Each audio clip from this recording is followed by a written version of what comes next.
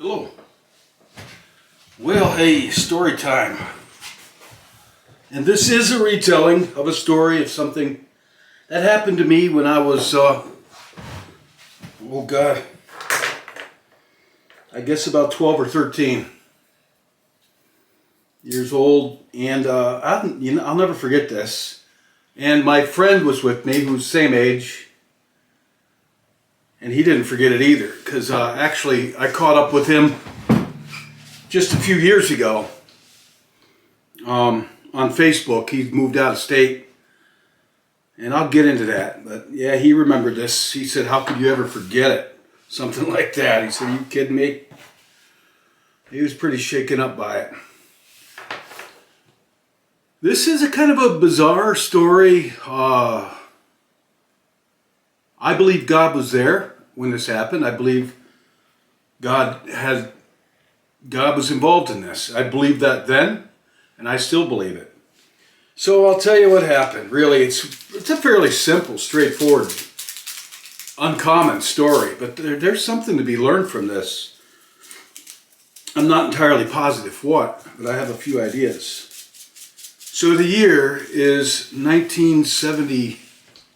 I'd say 73. Yeah, a long time ago. Not as long time ago as it's going to be, though. Time just keeps moving. And so I'm going to tell you this first-hand experience. I had my buddy, Frank Sinelli. That was his name. I'm from Italian-American family. Friends of my mother was friends with his mother and father, and Francis and I were really good childhood friends. We grew apart later in life, but I mean, went our separate ways. I went in the Army, and what he got into, went to college. Didn't see him after that. That's how it goes. But before all this, before we were like puberty, I don't know, whatever, adolescents, 12, 13 years old. And I was I was one of his few friends, really. And we clowned around all the time. This is before video games. There weren't anything such as video games yet. There were no cell phones, imagine that. No YouTube. I can't put that down because I'm telling my stories on YouTube. I don't think technology is all bad. Different story. Yeah, this is the days before we had television, we had the radio. And Francis was a Catholic, and he believed in God. He most of his life was tied up in work, school, and joking around with me on the weekends. We had a lot of fun, just wrestling around, horsing off. The family had a big restaurant. Italian restaurant upstate New York. It had a very good reputation, and that's where I was introduced into the accordion. It was that old Italian restaurant back in the early 70s when accordion still was king in certain areas. And with old Italian restaurants, accordion music was still in. And I used to hear the guys, they used to throw parties and banquets there, and I'd hang out. I watched the old guys play the accordion and these smoky bar rooms that they had. I remember all the cigarette smoke was stifling, and people drinking, and it's just a lot of people having a good time, a lot of dancing, and accordion music. People playing accordion, old men by this time. Looked like guys in their 50s, guys my age, but they were really good on accordion. So I'm just going back to setting. And this restaurant, I used to hang out all the time there. Well, all right, to the story. Francis, his parents were having their wedding anniversary. And they were going to go to Toronto, Canada, which was, about, 3 or 4 hour drive. We were on the other side of the lake in upstate New York. And if they wanted to bring Francis along, their son, and they wanted Francis to have something to do because Francis's parents probably had some romance in mind, something that we had no notion of whatsoever yet.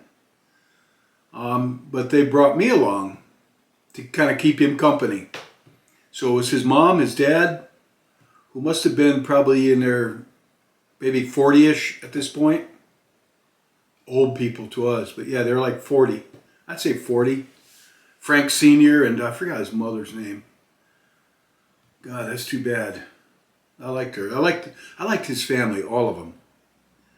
And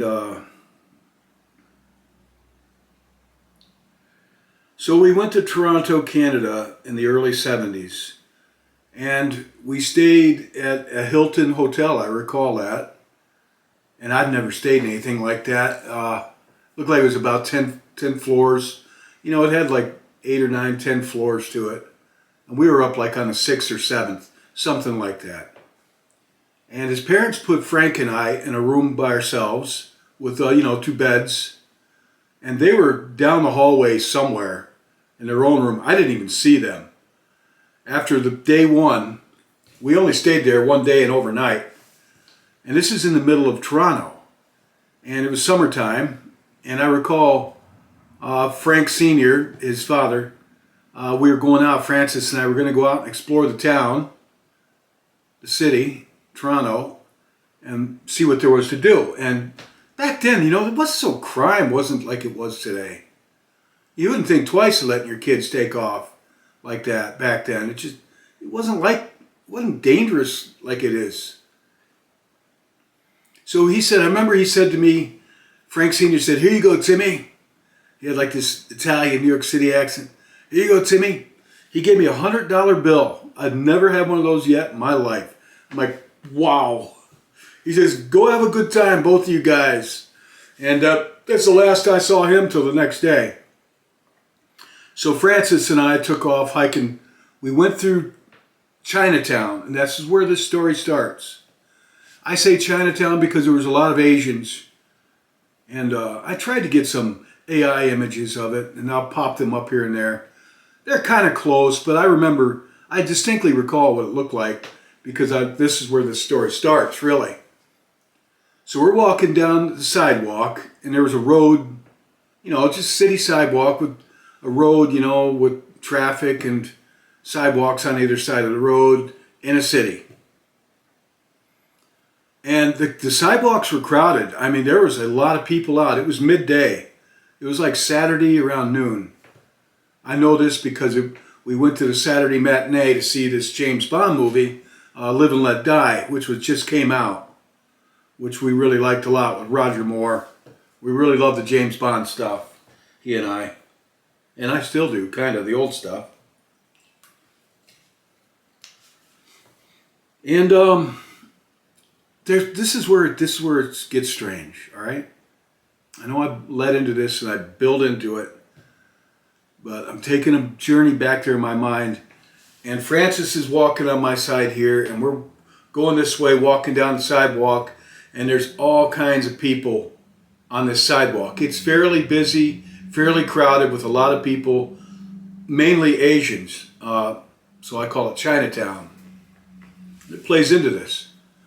Up ahead of me, I saw a pile of gold, glittering, bright, shining pile of gold.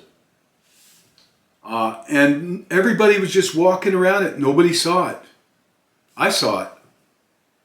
Nobody else saw it. That's where it gets strange. A bright pile of shining gold sitting right in the middle of this sidewalk, and people are stepping over it, stepping around it. Nobody sees it. It's way up ahead. Nobody even notices it, though they should have, because it was a glistening pile of gold on this sidewalk in broad daylight, right in the middle of the sidewalk.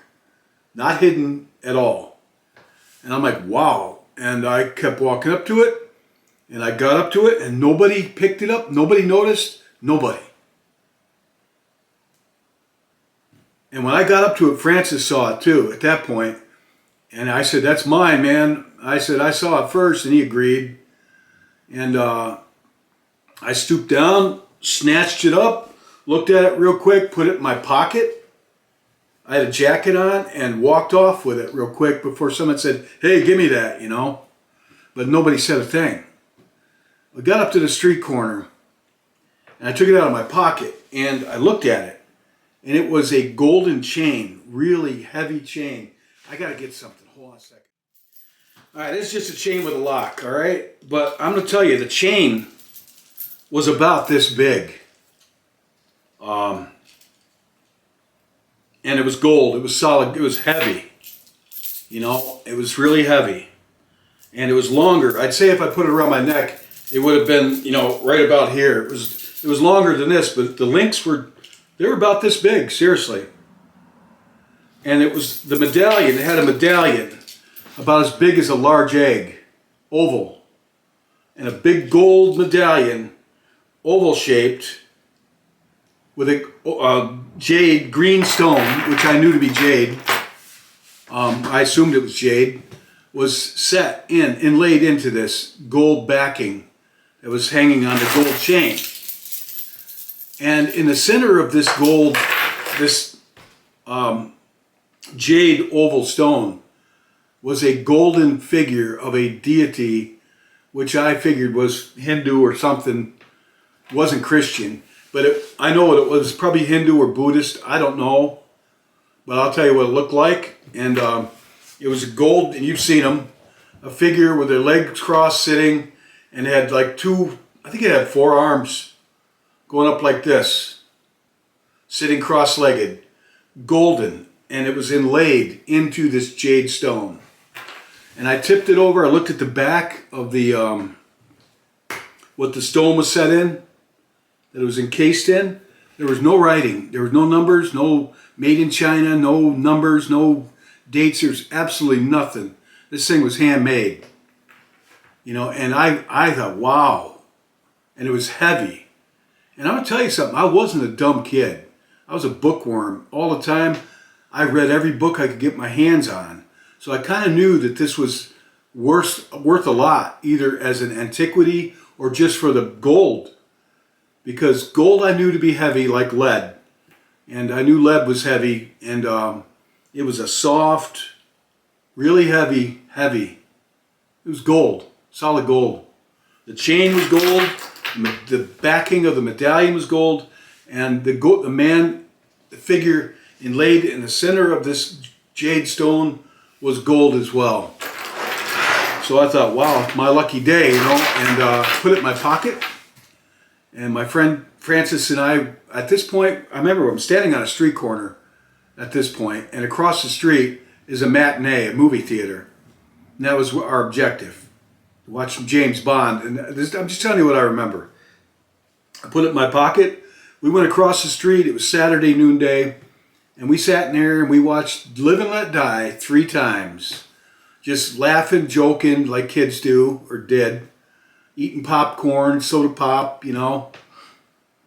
Neither of us had a girlfriend at that point in our lives, and we were pretty innocent, you know. We're very innocent at that point, and nothing going on, no drinking, no smoking, no girlfriends, zip. We're like kids still. But we watched James Bond, Live and Let Die 3 times through, I remember.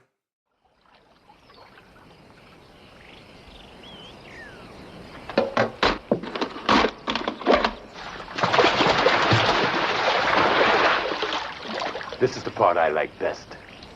Feeding time. I suspect the highlight of the tour.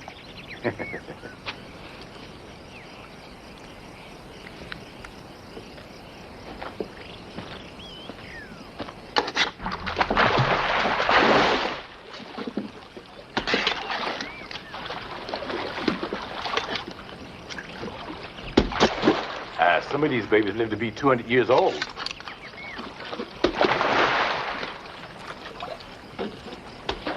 Look over there. That's an alligator. You can always tell by its round nose.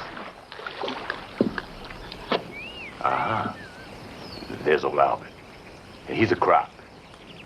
Got over careless with him some time back, and he took my whole arm off. Well done, Albert. Oh, they'll eat anything, even each other. Then again, sometimes they can go a whole year without eating. Oh, I was rather counting on that. There are two ways to disable a crocodile, you know.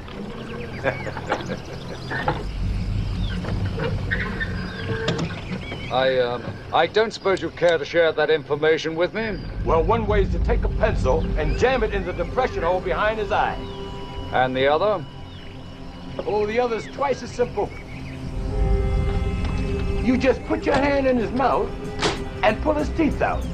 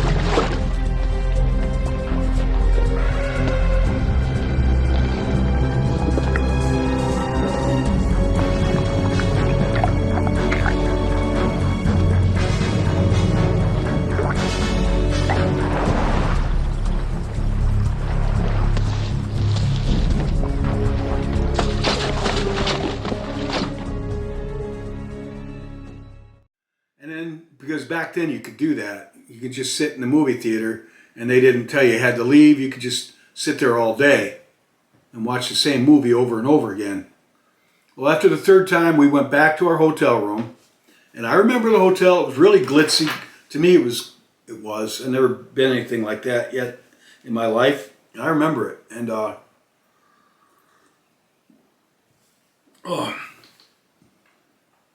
we got on the elevator. We went up to our room, and I remember the room, and it was, I think we were like on the 5th or 6th floor, something like that. A little bit of an elevator ride, which I also thought was cool as a kid from a small town back then. We went into the room, and I don't know where his parents, they were down the hallway a ways. They were away from us, and that's the way they wanted it, understandably. And they knew that he and I would keep each other company. And we did, but I remember we sat down and we had there was a round coffee table, about as big as the one I'm sitting at here, but it was round. A dinner table, really. And there was nothing, I'm going to describe this. There was absolutely nothing on the coffee table or dinner table, whatever, the table in the center of the room. There was nothing on it. So I took this medallion out of my pocket, which this lock and chain's kind of handy. And I'm like, wow. And he's sitting down at the table across from me. And I'm like, wow, what a find. This thing's worth something, you know? And he's like, yeah, you lucky dog, you know? And I'm like, I don't know what it's worth more, for an antiquity or for the gold. It was quite a bit. It was very heavy. Not like what I'm holding here, heavier. And he said, yeah. I said, let's get something to eat. And outside of our hotel room, down at the end of the hallway, there were vending machines with junk food and soda pop, and ice machines, just like nowadays. And here's the thing: the doors back then, just like today, when you closed them in this place, they locked automatically.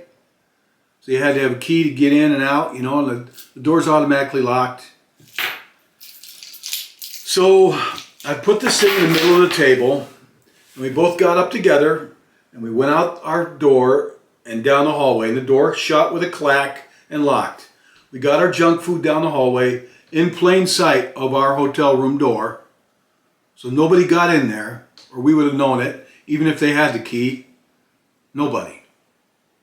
We got our junk food. We went back to our hotel, our door, which was just up the hallway from the vending machines.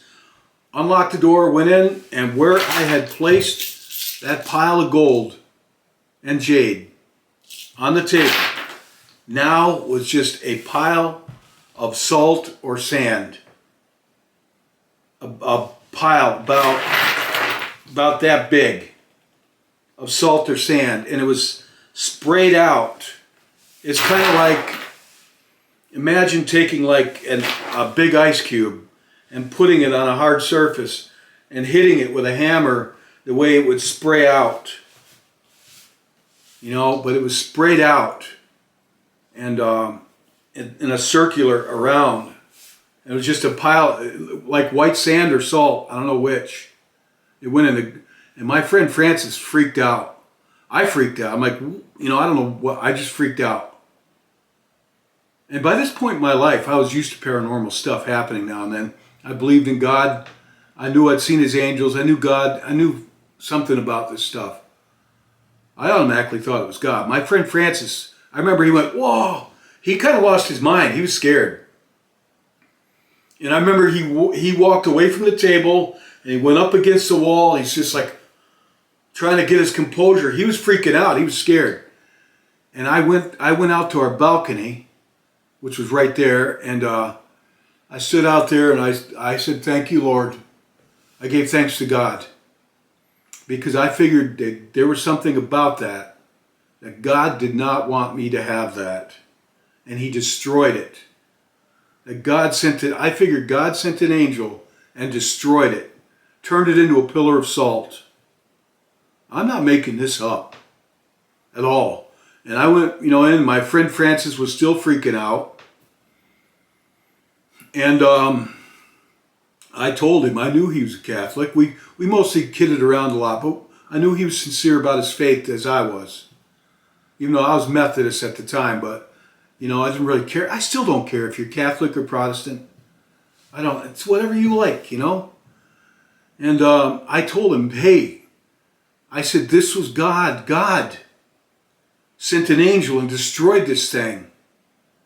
Because there's something attached to it, something evil. He did not want me to have this, or you. We didn't want it around us.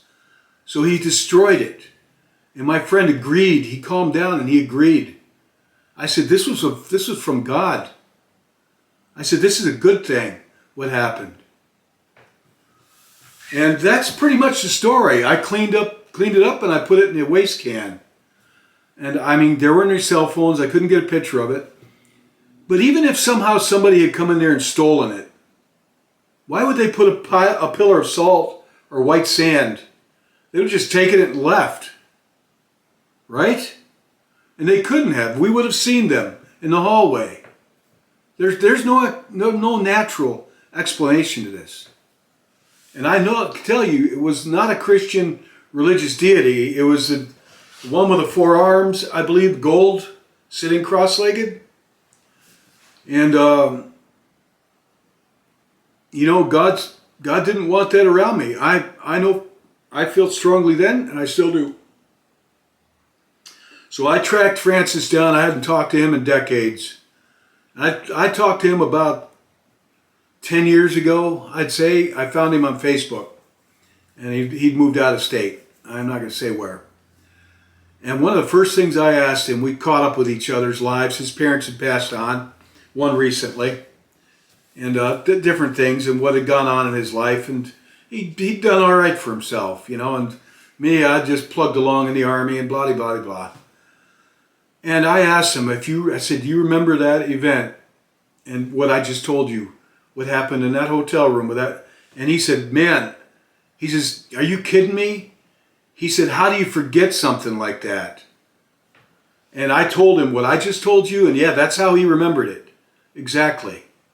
And like in his own words, how do you forget something like that? So I don't know what to say.